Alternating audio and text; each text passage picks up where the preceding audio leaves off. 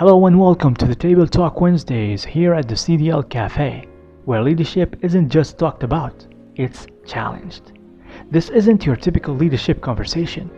This is where we gather around the table every week to ask hard questions and put character back to the center of how we lead. Sometimes it's just us, the team, sharing real reflection, and sometimes we pull up an extra seat for a guest whose voice brings fresh perspective, bold insight, and lived experience to the table. Because around here, we believe leadership that isn't rooted in character won't last. Leadership that doesn't challenge the system won't change it. And leadership that's all image and no substance isn't leadership at all. So grab your coffee, lean in, and let's get into today's table talk. Let's go. Let's get started on our topic today, continuous from last week. And one thing we need to make clear is that this is a virtual cafe. So nothing is prepared. We don't have this, fancy introduction, all this kind of stuff. And those who, get late on the show or doesn't show up, we just treat it as somebody who's, when you're waiting for somebody in a coffee shop and then they're just getting off work and then they get stuck in traffic or something else happened to the vehicle or, whatever. Things can happen, right? We just keep chilling. We have our drink. We have our talk and just, continue, right? We continue our day or week or everything. So this is the case in the character-driven leadership. We are committed every Wednesday. We're going to be showing up, whether all of us or one or two of us are going to be there, but the show or the meeting or the gathering in the cafe is going to be there no matter what, because we care about the topics that we are bringing to the cafe. We know that a lot of people have things in their mind they want to talk about, but for some reason they don't talk about it. And when you have somebody else talking about this topic, validating your thoughts, sharing the things that you cannot share for some reason, you will get this kind of energy. You will get this kind of push to make you act on whatever you were holding on for so long. And I'm saying this because I was there. That was my case. And this is one of the reasons why the character-driven leadership is existing right now. Is because I want to do something, and let me tell you a secret. I was waiting for somebody to do it, so I can be part of it, right? But then things happened, From my faith, I believe that, let me share with you something. When I talk about challenges, I believe that every one of us, challenges are universal, right? But every one of us have their own challenges that they need to deal with. And they are unique. We are all unique in our lives, in every aspect.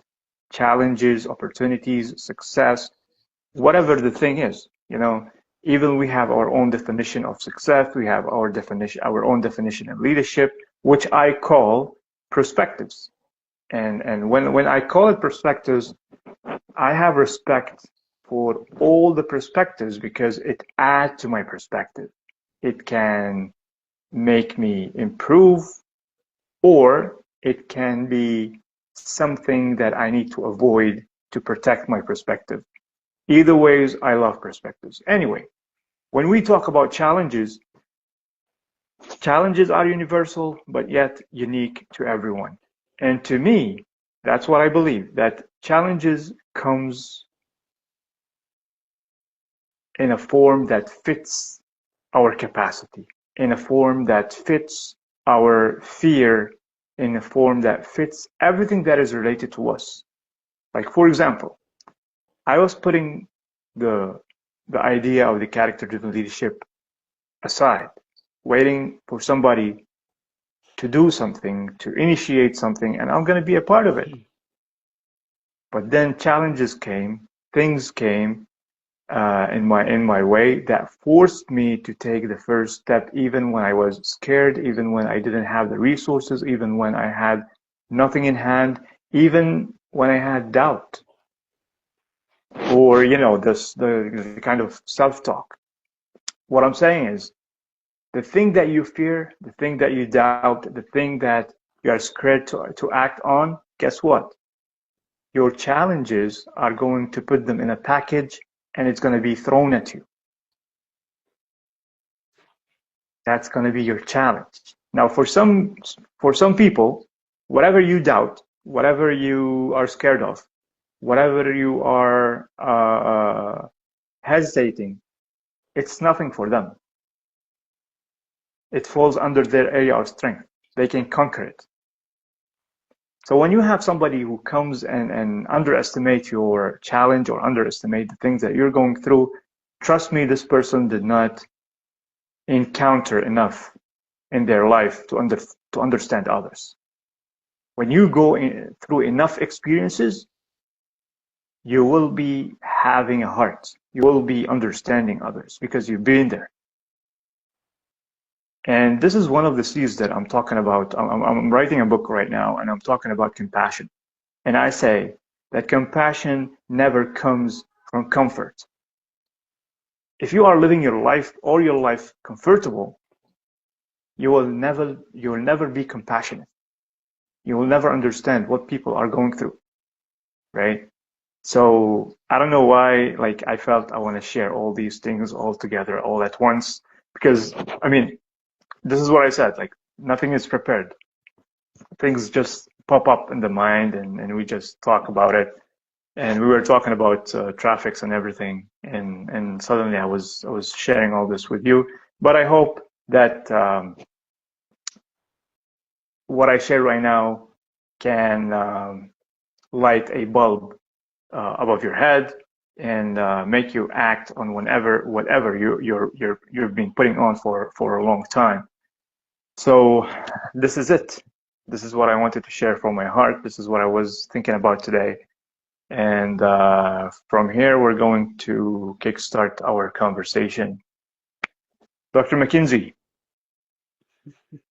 That is probably the longest you have ever talked on the table talk conversation. So you know there will be a couple of clips coming your way for that. Okay. Well, you know, when I mean, when it comes, it comes. You know, Yeah, and for sure, for sure. and the reason why, yeah, I mean, you keep telling me this, but the reason why I don't talk is because um, maybe because some people told me that you talk a lot. So I was trying to be, to give the chance for others to speak and to talk. But Well, see, if I that's talk, I'm not gonna stop. That's why. So but see maybe here, that's the reason. here's the thing that I noticed about social media and folks that have these podcasts or they have these panels of people and everything like that. They have a so-called moderator and or host. And as host or as co-host and as moderators, it's our responsibility to control the the pitch, the fever, the narrative, and the direction of the show. And so Mm, it's and especially with us because it's usually just us three. But when we have a guest, we want the guest to feel comfortable and have their way to be able to go on. But when you're and especially like this is a conversation. So the conversation involves everybody. We want your perspective, as you talked about earlier. You want my perspective. You want everyone's perspective. We want even those that are listening to us. We want to hear their perspective on things because we want them to put it in the chat. We can definitely have you put it in the chat and we can talk about that, especially if it's a question or if it's something that they feel they want us to go deeper into because that's something that they feel like, oh yeah, I didn't quite get that, didn't quite understand it, and that makes it even more, that makes it even more engaging. That makes it even more um, uh, uh, what's the word I'm looking for? Even more where people will want to watch it more because they're like, man, they have so many different perspectives on it. And I feel like my voice can be heard there. My voice is being heard. And you the host, so we certainly want your voice to be heard in this. And when we talk, so I mean, and I have to do this myself because I can start to talk a lot too. But what I try to do is just be cognizant of talking. If I feel like I'm talking a long time, then I'll try and be like, okay, I got to dial it back. Let me close it out and allow somebody else to speak. Because I'm like that too. I'll sit in the cut. I'll be I'll be good. I'll be sitting back just chilling, listening, like you. But this has made me being a part of these different podcasts and doing interviews and being a leader and an entrepreneur. It has helped me to be more vocal, to be more Hmm. creative, and to have hey, my perspective matters. My thoughts matter.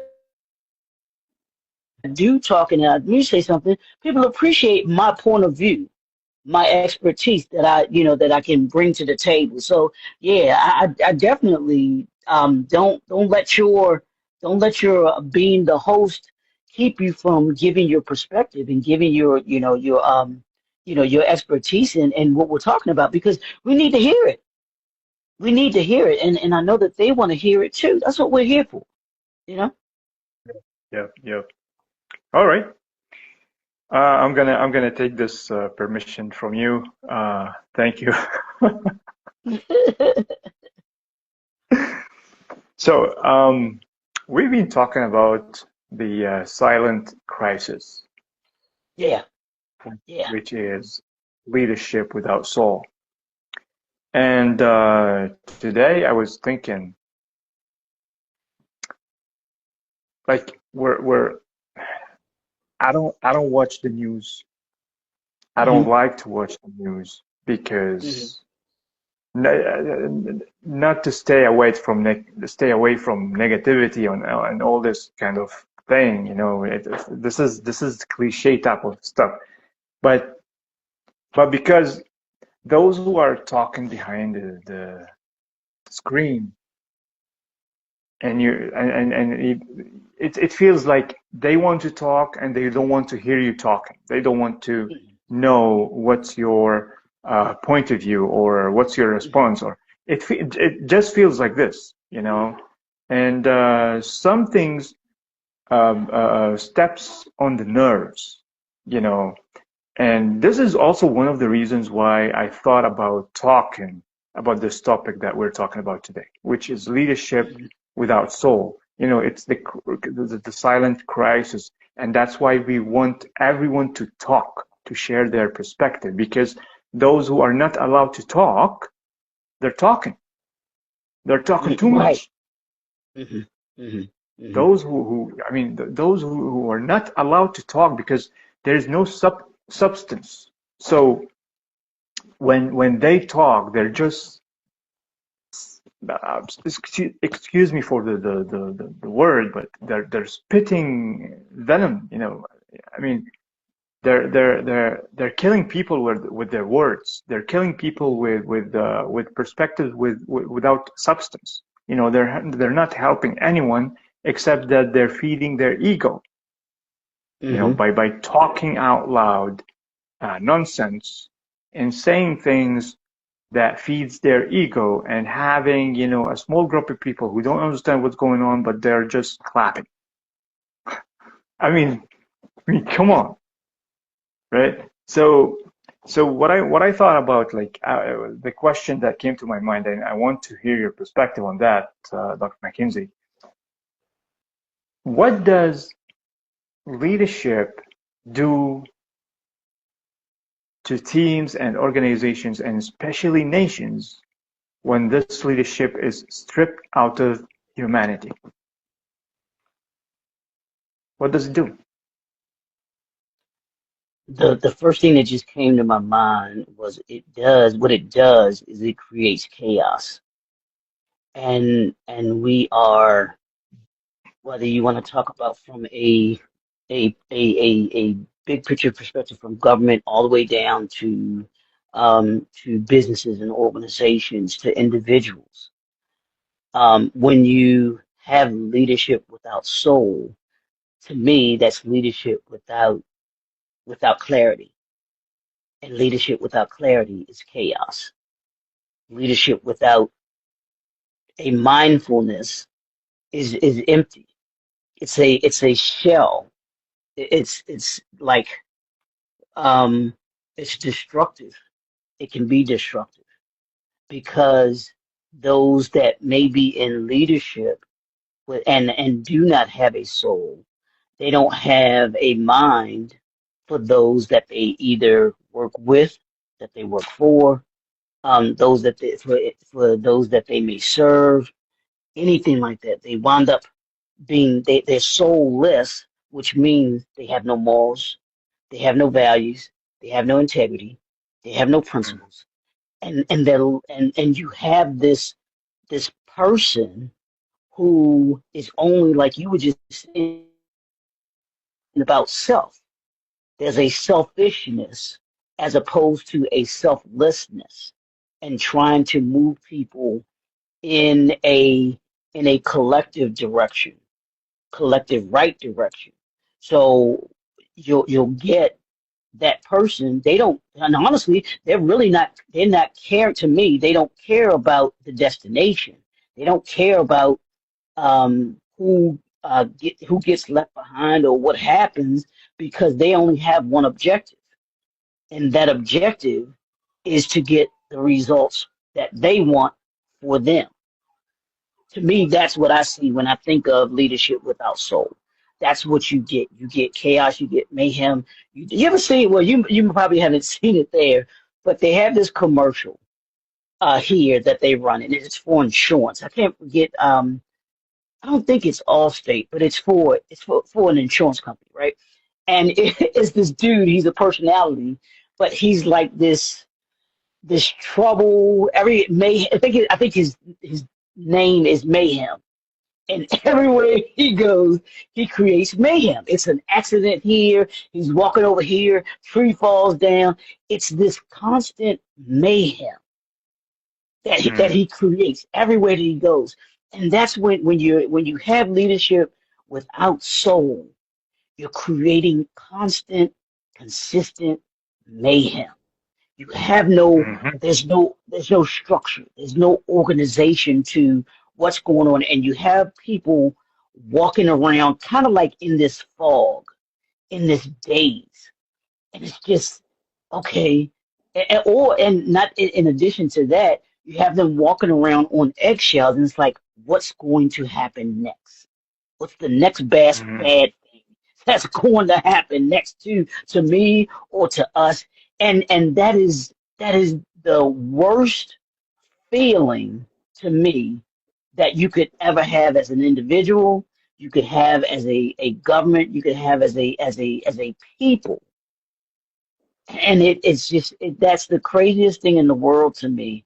And I can't remember the exact scripture. I just know, and I may have to look it up while you're talking. But the scripture says, when the unrighteous are in power, the people mourn. And actually, you can substitute that and say, when the soulless people are in charge, are in leadership, the people mourn. But the second half of that says, when the righteous are in leadership, the people rejoice. So you Mm-hmm. can just that scripture is so appropriate for what the lens that I see things, not just now, but I've seen ever since I've really taken a look at that verse and what it means to me, and have a different perspective on it, because it does show you what is leadership. Are you creating mayhem and chaos everywhere that you go, or are you, or are you creating this this environment of peace and of health and of progressiveness? So it's a powerful thing when I think about that, man, and I think about what it's creating, and how it is, the second part of that, how it's killing, or how it's a crisis. It's the hidden crisis Mm. that needs to be Mhm. talked about out front, outside. Yeah, and I believe the first step that will help is people talk. Don't stay silent. Yes. Yeah. That's Yeah. that, that's the first thing that you need to do. That's the first thing that you need to act on. Anything you have in your mind, just talk. Yeah. I mean, other people' opinions has nothing to do with you. You cannot control it. It's out of control. Hmm. So you just focus on the things that you can control, which is letting it out. You know, Right. talk. But the only thing that you need to think about is that the whatever you're gonna let out should be something related to your principles. Should be something that has substance. You know, Yeah. so uh, you can be compared to those who just speak for the sake of speaking. So just let it out. And I loved the way that you said that leadership without integrity, leadership without morals. These things are the things that you should have in order to call yourself a leader with a soul. Hmm. Because again, today I was saying that even if you learned the best skills, or you have the best credentials or rewards or achievements, these cannot replace the anchors that forms the leadership soul. This is as if you're adding something artificial. Hmm. Your leadership is dead. Your leadership is dead, but then you have skills, you have credentials, you have power, you have just to to add something that looks like a soul because your leadership is dead. Hmm. Does that make sense? So this Yeah. is this is what I was this is what I was thinking about today. So let's look at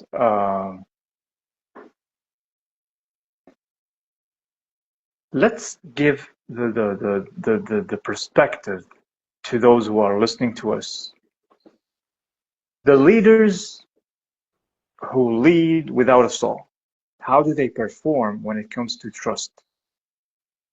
How do they perform when it comes to interacting with others and building something? Like let's talk. Maybe this is another way of asking, like, what are the signs for people who lead without a soul, so people can understand when they need to avoid this type of fake leadership, if we may Hmm. say.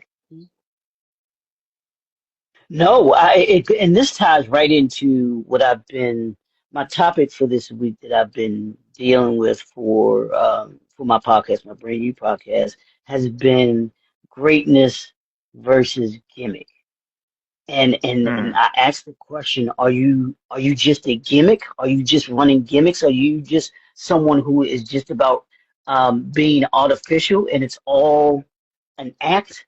I don't know if did you all get the wrestling over there, the WWE and the Worldwide Wrestling Federation with Ric Flair and Hulk Hogan, Junkyard Dog, and all of them. That was Hulk Hogan is gimmick. the best. Well, I ain't gonna say that. I'm not gonna say that because the remarks that he made before he passed, that he was not the the best person to Well, my college. just let me clarify this before we continue. I was a child when I was watching this. Yeah, This me was too. long ago. Me too. I don't know anything about what happened now, but I'm talking about Yeah, the he days was when he was we used probably to the watch. biggest. Yeah, he was definitely probably him and Ric Flair were probably the two biggest um stars of the World Wrestling Federation. When I was growing up, and I'm talking, and I can go way, way back, and I'm talking to the late '70s, probably '80s, when you had the Junkyard Dog, you had Superfly Snooker. Um, Yes.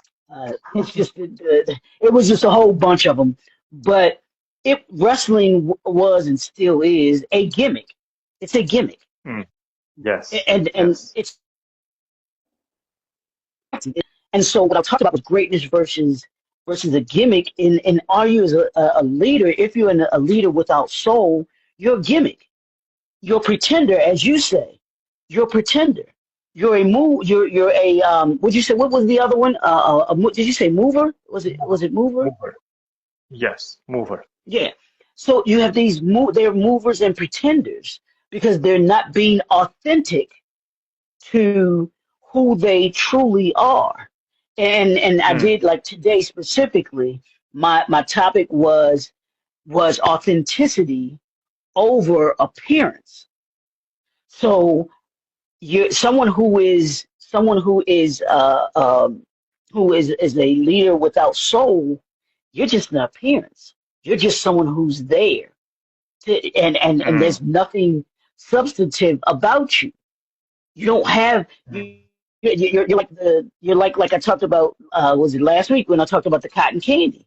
You're this big, you know, fluffy looking thing, but Pinky. but inside, yeah, icky, sticky, but there's no substance to you. There's nothing on the inside that makes people feel warm around you. There's nothing that makes people feel like you're being genuine. There's nothing that makes people feel as if, oh wow, this is Mm, somebody as a leader that I want to follow. I promise you. If there's someone, the leader without soul is not someone that people want to follow. And if they mm, do, then there's an issue with them as well.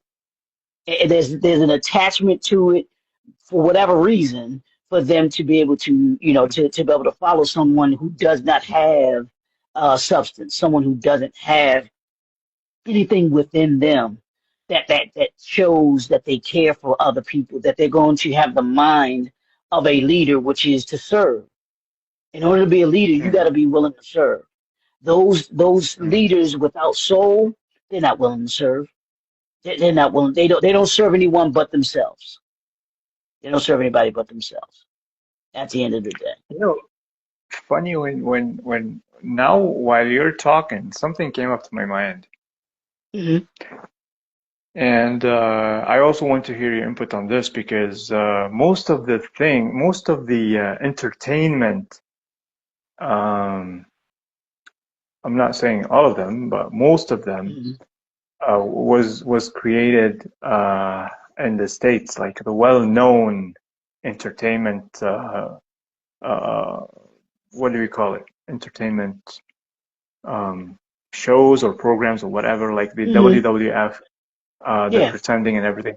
Do you think that the all these type of entertainment, all these programs, Hmm. all these shows and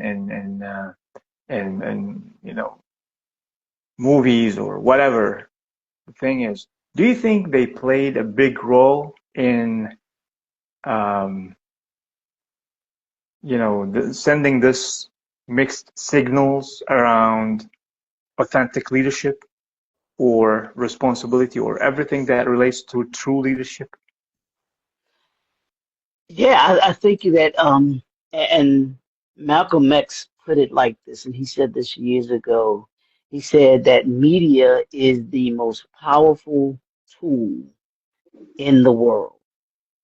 And that goes for whether whether it's just entertainment, whether it's something that we're watching. Notice how prior to social media, prior to the technology that we have today, as far as media is concerned, there was probably more authenticity in leadership than there is today, to me. I really do think that it is. And that's a direct reflection of where people are getting their ideologies from. Mm, Before technology, before the internet, you had to get your technology, or you had to get your ideologies, your thought processes from someone that was right in front of you, someone that you spoke with, that you connected with. And you said that before. mm, There's no connection. And you had it either had to be that way or it had to be through a book. It was through a book by reading. mm, Nowadays, mm, I mean, I think you and I are avid readers, but the average person who the average person, they said, only reads, after college they need read one book, and it was the craziest thing that blew my mind away.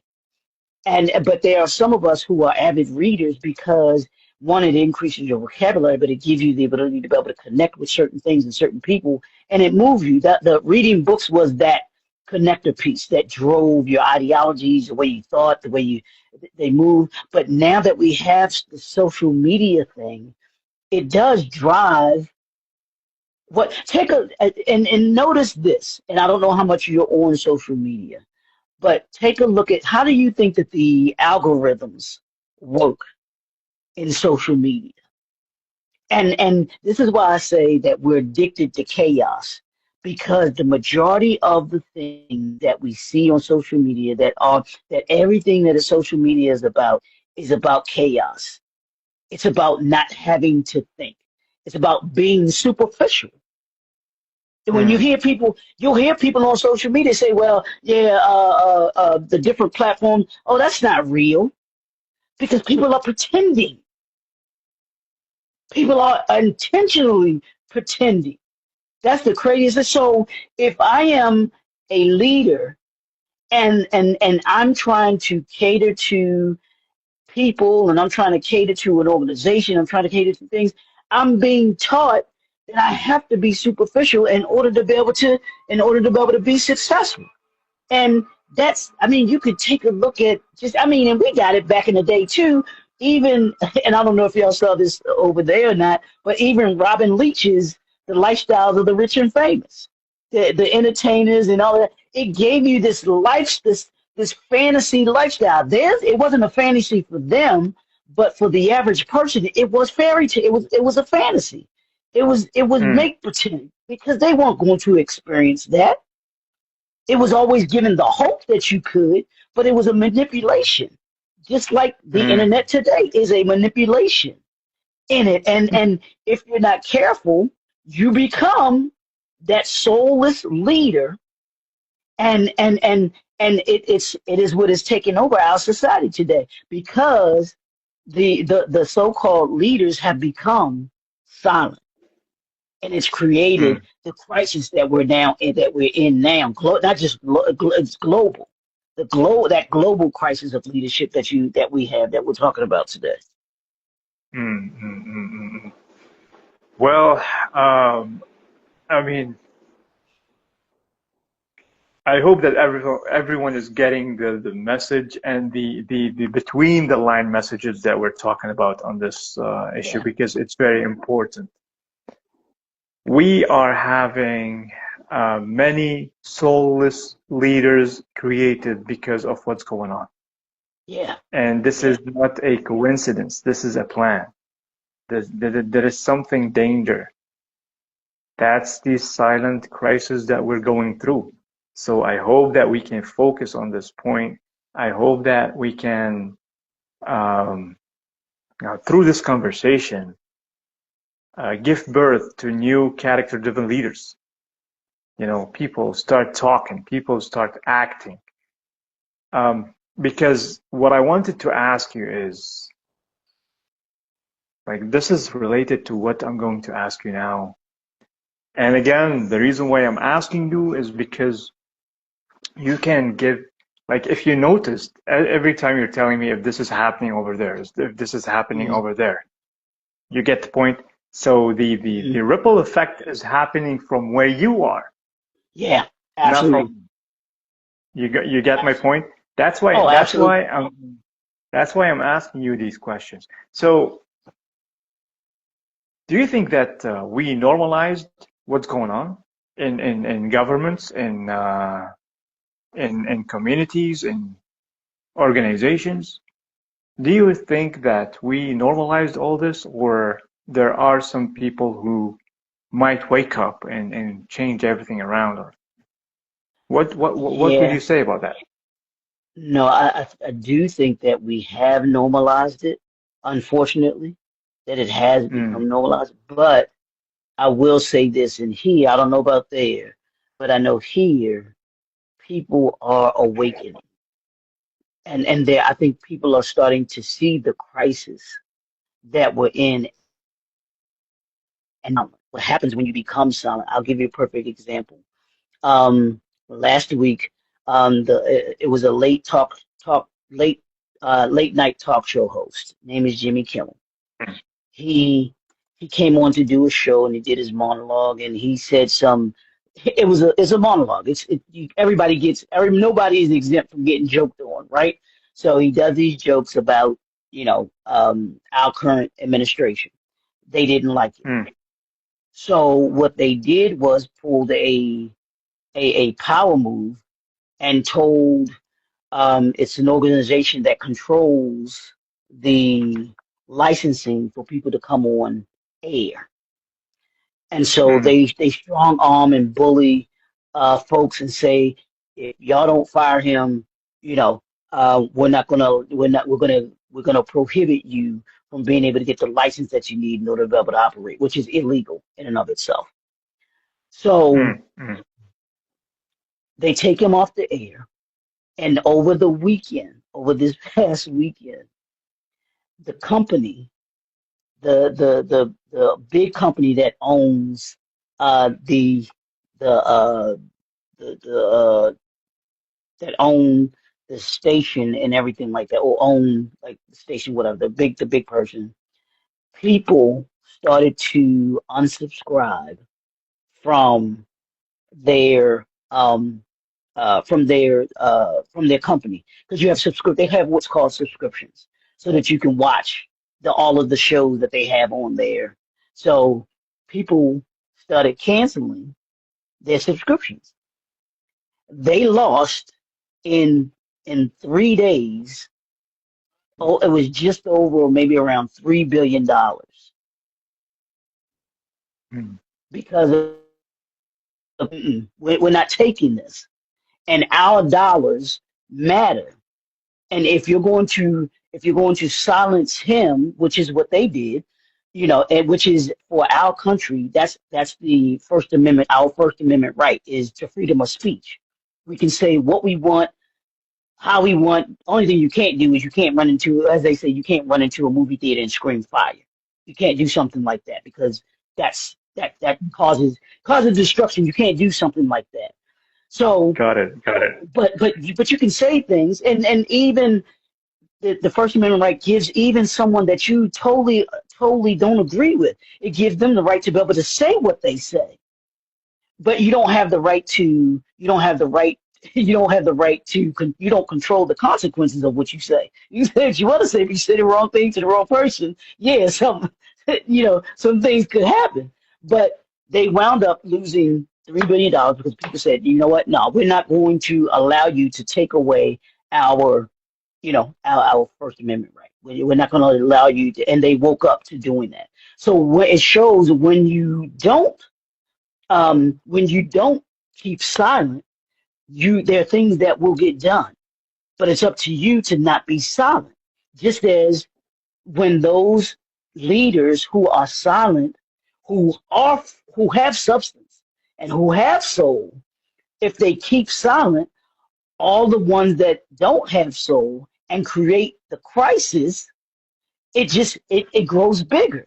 So as a consequence, the gentleman,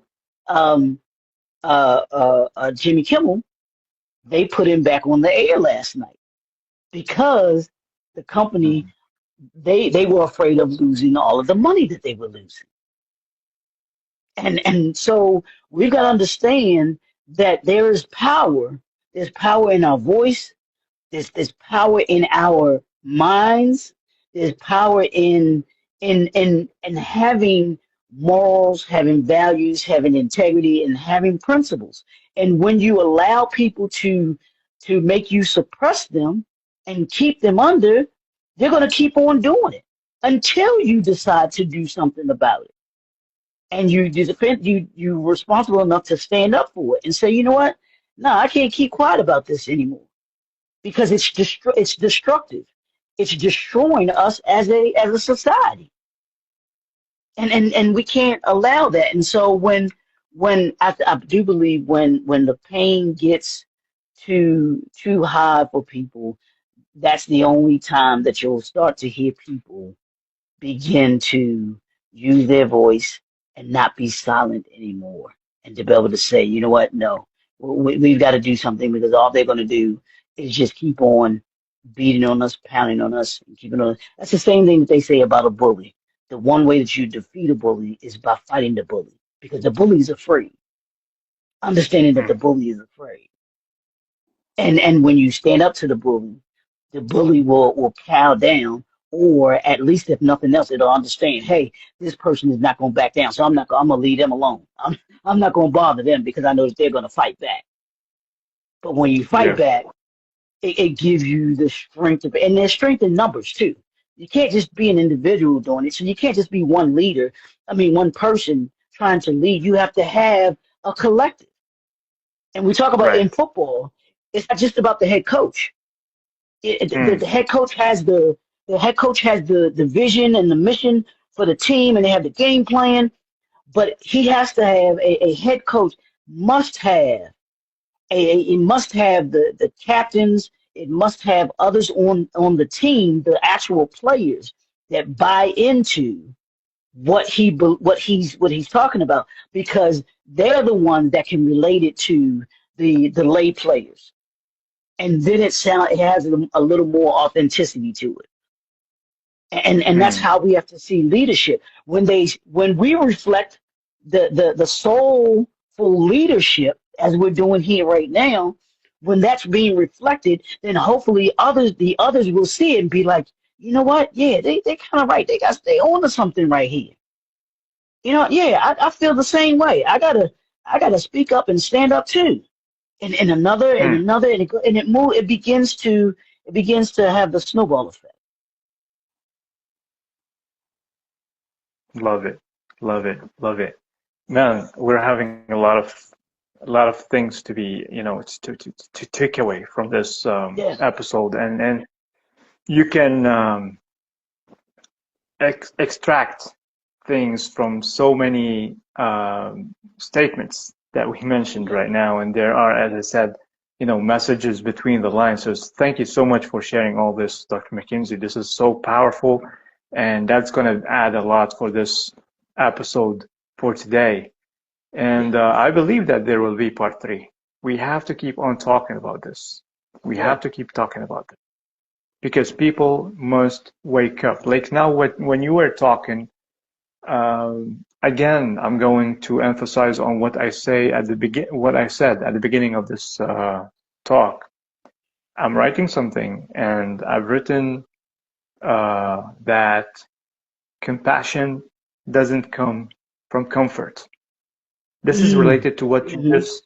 This is related to just to what you just said. That people, when they wake up, and see what's going on, you know, they will be more compassionate about what's going on in the other part of the world.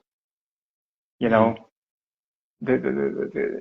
when they feel that they're not comfortable, they will understand why the other part of the world is suffering.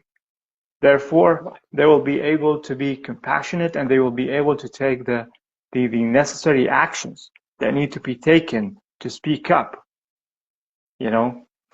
So if I want to put it in other words, you know, let your leadership speak out of its soul. Let your leadership speak out of its soul.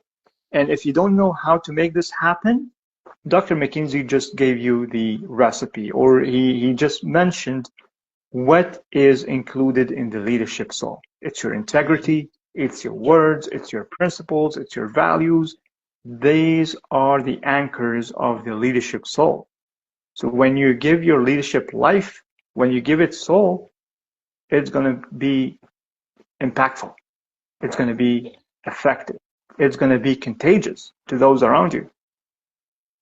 They're going to give their leadership soul as well. So let's speak up. Let's talk. Let's act on what we held on for a long time. So again, thank you so much, Dr. McKinsey, for sharing all this. And this is related to something that I wanted to tell you.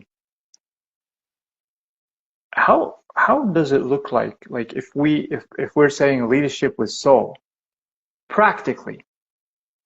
Like let's give the people who are watching or listening practical steps on Well, I think how leadership with soul look like. it all begins.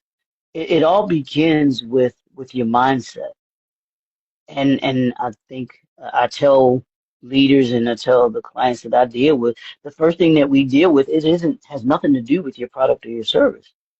It has to do with your mindset. Where is your Hmm. mindset as a leader? Doing a mindset assessment. What do you think? And are you? Hey, we'll do it like this. Are you a leader with soul, or are you a leader without soul? You've got to answer that question. And you're the only one that can answer that. Not us, not me, not Dr. Mackey, not Coach Atala, not anyone that's only. You have to answer that question, and you have to put those harsh questions to yourself. Where are do you have values? What are your values? What is your integrity? Do you personify integrity? Do you have a set of principles that you hold yourself to, which give you the boundaries? Are there boundaries that you won't cross? And so when you begin with the mindset, it gives you the ability to be able to say, okay, I got some work to do, or I'm pretty good, but there's always room for improvement. There's ways that I can improve, and then here's the way that I can improve.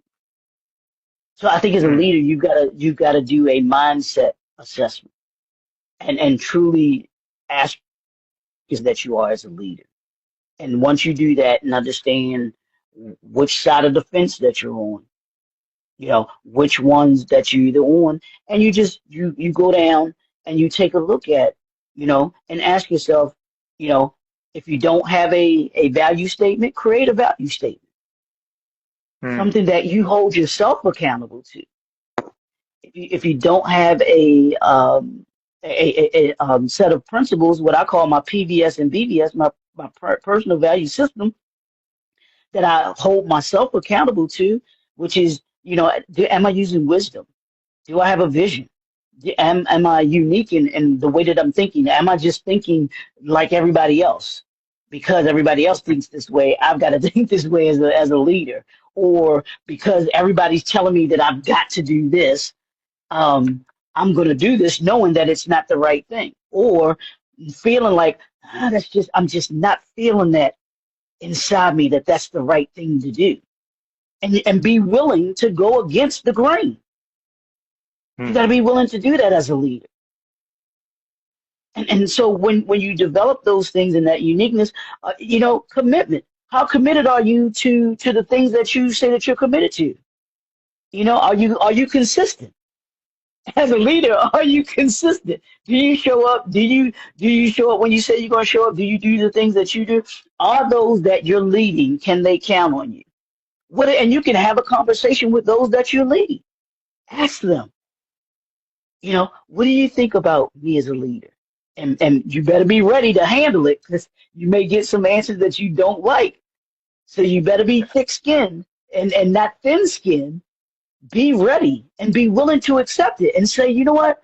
You're exactly right. You're exactly right. And I'm going to work on that. That's what a leader with soul does. A leader without soul is like, whatever. And they ain't even going to ask the question because they don't care about what those that they're leading think. It's just do what I tell you to do, when I tell you to do it, how I tell you to do it, and don't question. Don't you even dare question what I tell you to do. I just want you to do it. And those are the things that make you the difference between a soulful leader and a soulless leader, and a leader that is willing to speak up and to speak up for not only themselves but to speak up for their people. Mm. You got to know that you're willing to fight for them. Who are you willing to fight for as a leader? Are you willing to fight for just yourself, or are you willing to fight for those people that work for you, or that work for you every single day? They come in, do their work, they do what's asked of them. They come, they give you 100% when they're there every single time. Are you willing to fight for them? Are you willing to stick up for them? And even if it may cost you something, you're like, no, I need to have them there. I said this, I'll give you a quick example. This was years ago. We had a quarterback for the Ravens, Joe Flacco. And he just had a run. The Ravens had won the Super Bowl. He got the MVP. It was just, I mean, he was on top of the world, right? And Mm. he was going into a contract negotiations, right? There was this one receiver that he needed. His name was Anquan Bolden. This receiver was that dude that he could count on. He was that third and 5. He was going to get you 6, 7 yards. He was that dude that you could go to and you could count to. No matter where you put the ball, he was going to give it to you. And I don't know what the conversation was when Joe Flacco went in and sat with the organization to say, hey, let's talk about the money, this, that, and the other, where he said, he didn't fight to have that guy be on the team. He didn't say to the organization, "Hey, I need that guy on my team. I need him here. He is a vital part of us being successful. What do we need to do in order to keep him? Do you need me to take $5 million and put it towards his, keeping him? Let's do it." You have to be willing to do that. And I'll give you one more example, and I'm done. The quarterback for the Philadelphia Eagles right now, Jalen Hurts, phenomenal dude. This is what he did when his agent was negotiating his contract just recently. She said, and she just said this in an interview. She said he told her, "Hey, just go handle your business, get it done, make sure that I'm paid. I'm paid amply and everything like that. That the team does not get screwed. Make sure that my teammates that we're still able to keep the players that we need to keep." She went in, got his contract done. He was at the time, he became the highest paid player, I think, in the NFL, the highest paid quarterback at the time. And so she tells him, that she got the deal. And he's like, cool. He's like, he was like, cool. And he's like, what about the team? What about the players? That's what leadership does. Leaders care about who they're leading.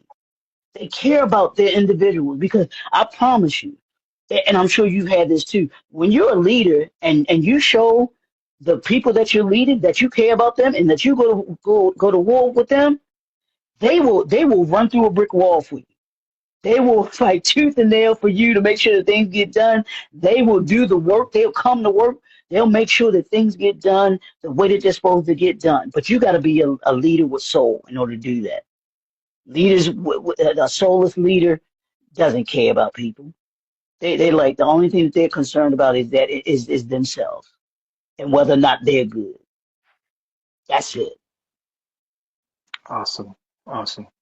Well, as I told you, so many things are shared, so many examples, so many live examples and case studies that we had on this conversation. So I hope that this conversation is a wake-up call. It is a wake-up call, For sure. but we hope Absolutely. that a lot of people get it. We Yeah. want to have so many, or we want to have, let's say, not so many because we cannot control that. But we hope to have people who start waking up and Yeah. lead from character. You know, so I believe that we are on the top of the hour, and not only because we are on the top of the hour, but because we had a lot of things being said, and we need time to digest everything that we talked about. For sure. This is heavy conversations. This Yeah, isn't that light. This isn't light conversations here that we're having here, and that's why I love it because I'm that type of person. I'm not a I'm, I want to have these heavy conversations because what it does, hopefully, like you said, people will wake up and it will move the needle. That people will start to say, you know what? Yeah, I kind of gotta think about. I got some thinking to do. I gotta go back and do an assessment of what kind of leader I think I am. Am I really that kind of leader that I think that I am? Or are there some things that I need to work on and ask myself even more?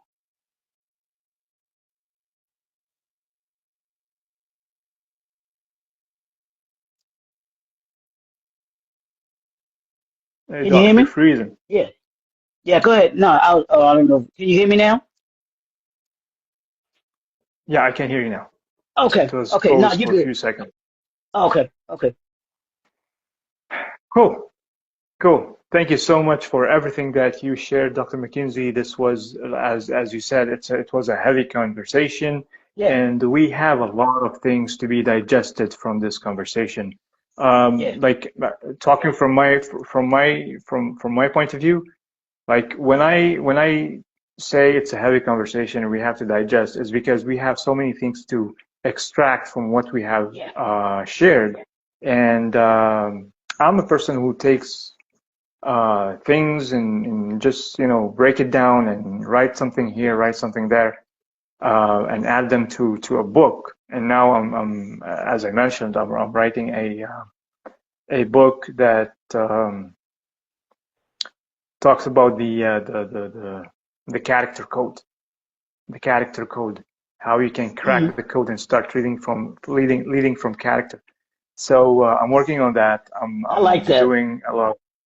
I'm doing a lot of research. That's the book that I've been holding on for a while because, I've written this book once and twice and thrice, and then I stopped, and then this is my sixth attempt of changing everything in the book.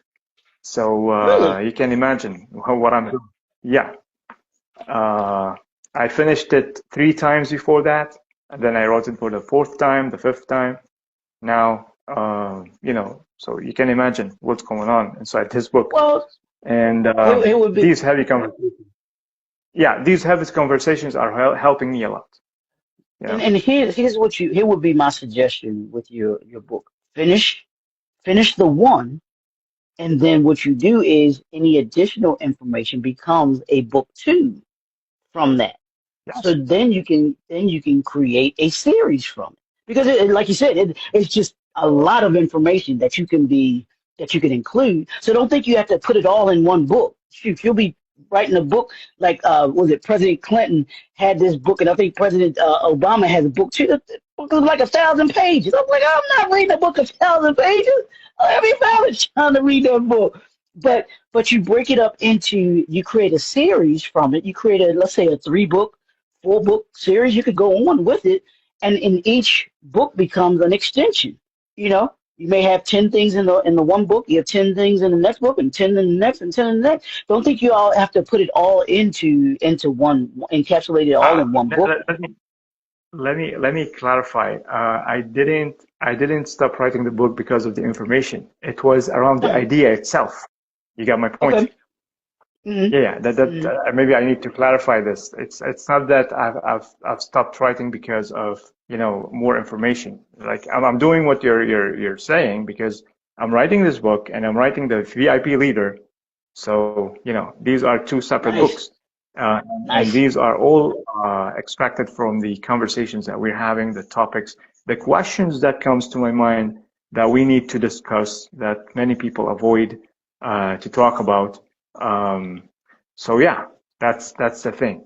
But the most important thing, we need those who are listening and watching to get the most out of these conversations and Yep. start acting from where you are right now, because your voice matters, right? Yes. Your leadership need the soul to start acting out and be contagious to those around you and start speaking up and act on the things that you've been putting on hold for a long time. This was the conversation. This was Dr. McKinsey and Dr. Mackey with you from the Character-Driven Leadership Cafe, helping you to become a VIP leader. Don't forget to join us on the Facebook group, to subscribe to the channel, the YouTube channel. Check out the downloads in the Facebook group, because we have Yes. rich resources from experienced people like Dr. McKinsey and myself. And if you have any suggestions, you can drop it in there. You can comment on the on this episode. What do you want us to talk more about? What do you want us to dig deep into? And you know, just let's make it the one-stop hub of creating character-driven leadership. Yeah, and don't From forget, now, yep, no, go don't ahead. forget LinkedIn as well. Please join though. If you're a Yes, leader on LinkedIn, we want to hear from you, because these are the things that directly affect and directly impact you as leaders. And that's why we're doing this. This is one of the main reasons I believe that Dr. Mackey wanted to do this, because he wanted to impact leaders. He wanted to talk to the leaders that are in positions like you are in right here and right now. So we want to hear your feedback. We want to know from you those things, the challenges that you're dealing with, those issues that you're dealing with from a leadership perspective. We don't want you to be silent. That's why we did this. He came up with this topic. You know, the silent crisis. We don't want you to right. be silent. We need you to. We need you to put your voice out there and So make this is sure what that I your voice is being heard. Yeah. This is what I love Dr. McKinsey most, because he backed me up with things that slips from what I'm saying. So thank you, Dr. McKinsey, one more time. And I believe that next week we're going to have a guest. So Mhm. stay tuned to it. Until next Wednesday, be awesome. All right. Alright, that's it for this week's Table Talk Wednesdays. If this conversation sparks something for you, don't just scroll past it. We want you to share this with someone who leads or want to lead with character at the center. Also, we want you to drop your thoughts in the comments. Trust me, we read everyone. And if you believe that your voice could add something to this movement, don't hesitate to reach out. We will be back next Wednesday with another conversation that matters. Until then, lead with truth, lead with courage, and most of all, lead with character. Peace upon you.